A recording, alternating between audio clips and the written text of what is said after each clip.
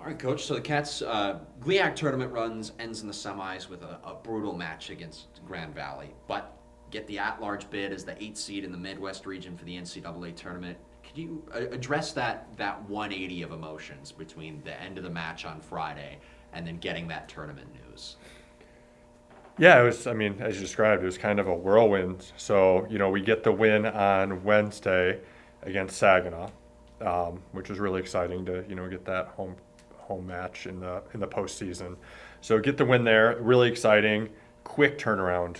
Our match got done probably around, you know, 8 o'clock, and then we left at 9 a.m. the next day to go to Ferris. And so we're playing Grand Valley, played really well, beat Davenport in 5 in a great match at Davenport. And so we knew we were going to have our hands full, and we did. It was an incredible match, back and forth the entire time. Came down to a fifth set. We had a chance. We were up 14-13, had a chance to close the door. Um, the ceiling came into play a little bit there. But ultimately, Grand Valley was just the better team and got the win there. And so going into the weekend, we knew we were the 8th seed in the region. So any upset across all 3 conferences in our region would have taken us out of the national tournament. So now you're just scoreboard watching, which is it's not fun. And so the GLBC did their part. So all the teams that were ranked moved on in their tournament. The GMAC, we needed Hillsdale to beat Trevecca Nazarene, which they did pretty easily, and now we're just focused on the GLIAC, which Grand Valley wins, we're out. And I was watching at home. Ferris got a pretty sizable lead, up 2-0, and then Grand Valley did a really nice job to claw their way back and force another fifth set, which would have been their third of the GLIAC tournament. And so hard-fought battle back and forth, but ultimately Ferris won 19-17. So going into Sunday, we knew for the selection show that we were most likely in, but nothing certain. And so we got together and watched in our locker room, and it's a really special moment, being here for, this is now my 6th season, I believe. To have that moment together is really special. And, after the COVID year where we won our conference tournament but didn't have a chance to play in the postseason, this was a little vindication for us. And so I'm really happy for this team, for this program, for this department, for this community as a whole. The outreach we got after it was announced that we're in was really special. And it just shows the impact that our program has had, not only in this small scale, but in a much larger scale across, Marquette and the UP itself.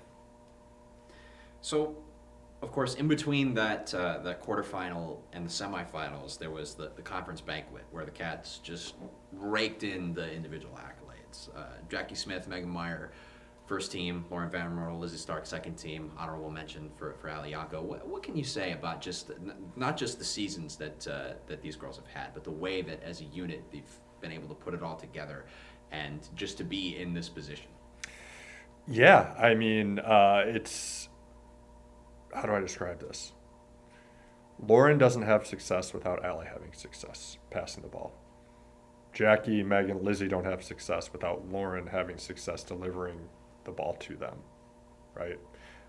So it is the beauty of volleyball is, in my opinion, it's the ultimate team sport. Nobody can touch the ball twice in a row. So you need to rely on each other to have success and have that trust developed within your team and within your culture so that you can, in those moments, rely on each other and believe in each other. And we have that. And it's none of the people that were honored have success without the players, the role players that weren't on the court, pushing them in practice every day. And so, I said it from the beginning. Individual successes are team successes because we achieve them together. And so I'm really proud that the GLIAC honored them in that way. And it was a really exciting night. But we'll reflect on those maybe when this next journey is over. Right now we're focused on how can we be the best version of ourselves together this weekend at Quincy. Which logically leads into Quincy. Yep. You're looking at them. What do they got? They have, they're a very good team. Their coaches put together a really quality group of athletes that can have a lot of success. And they have an outside who mirrors Jackie a lot. And we watched film yesterday, and the one thing my messaging to them was, you play against Jackie every day in the gym. So you shouldn't be surprised when someone goes out there and makes some really incredible plays or does some incredible things, and you should be prepared for that. The other thing that I'm sure every 8 seed in the country is saying about their 1 seed is they have all the pressure in the world on them. They're the 1 seed, they're hosting the regional, everyone expects them to win. And so when we're going in there, it's about playing free, but not playing scared. And my last message before we left film yesterday was, yes, we are in theory the underdog, but I truly believe in my heart of hearts that if we play well, we can beat anybody. It's not one of those situations where you walk in the gym and you go, I hope Quincy doesn't play well because we need him to play poorly in order for us to win. That is not the case. If Quincy plays well and we play well, it should be an awesome matchup with 2 teams going at it.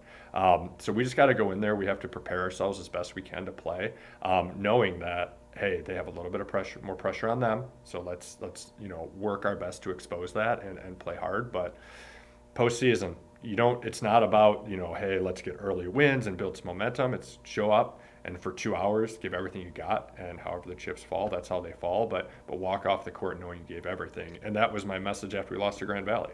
I thought we played hard. We gave everything we had. Did we win? No. But they could walk off the court being proud that they gave everything they had. And I expect us to have that same kind of mantra going into Thursday night.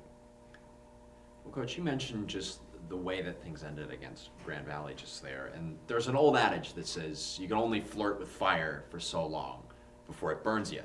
And so in a strange way, do you think that having that experience, that nail-biting close defeat in the conference semis and then things being out of the Cats' control, like you said, had to do some scoreboard watching to see if you made it in the tournament, do you feel like having that experience, that flirtation with fire, will kind of motivate the team and keep them on their toes and on their A game going into another do or die match? Honestly, no. I understand your logic behind saying that. I truly do. But I don't think those ebbs and flows at this point in the year really matter. I think confidence is the only thing that matters when you walk out there. If you believe you can do it, you're going to do it. And I don't think we need to be playing with the fear or that could happen again, or you have to play hard. I think it's just a matter of, here's a good example. We were down 24-21 in the actually we're down 21-17 in the 4th set against Grand Valley, down 2-1 in sets. And I called timeout, and the only thing we talked about was, our mantra that's been all year was work hard and have fun. Whatever happens, happens. Just work hard and have fun. And it doesn't matter, at the end of the day, we have a culture, in my opinion, that is so strong and this team gets along so well that we can't let wins and losses define who we are and how it makes us feel, right? And so when we lost, I didn't think any less of our team. And I don't think our team felt any less of themselves or about each other. And that's what really matters, because we're going to be here on Tuesday, or maybe next week, talking, and we might not be in the Elite Eight. I really hope we are, and I think we have the ability to be. But we can't let the fact that we might lose this weekend define our season, define our culture, define what our program means. And that's what's really important, is that when you build that, then as long as you stay true to who you are, right, which who we are is working hard, having fun, learning along the way, hopefully getting some wins. And there's an expectation of winning. I'm not saying there's not. But it won't be the end-all, be-all. And that means that next year, let's say next year we get in a little bit of a rut and we're not winning the way we should be, it's not going to derail the train, right? And that's what's really important, is that we've built this foundation now that we can lean on. And as long as we don't let successes or failures in the gym, on the court, define us, we will always find our way back to who we are. And that's really, really, really important for us, because a year and a half ago, we didn't have that. Wins and losses were defining how we felt about each other, about our program, about this team. And we made a conscious decision to never let that happen again. And I couldn't be more proud of what's happened over the last however many months that got us to this point where now I truly, at the end of that Grand Valley match, felt just as proud of how we performed than I would have if we had won. I truly feel that. And so it's a special place to be, and it took a lot of hard work. It's also something that's delicate, and we have to make sure, and me as the leader of this program, holding true to that mantra is really important. So we're going into this weekend excited to play a great team in Quincy, but we're not going to walk away, win or lose, feeling any less about ourselves based on the results. I hope we win. I think we can win. But that's kind of where we stand on that. So that was really long-winded for your question, but I think it's important just for everyone to understand that the program is much bigger than the results that people see on Friday, Saturday, Thursday.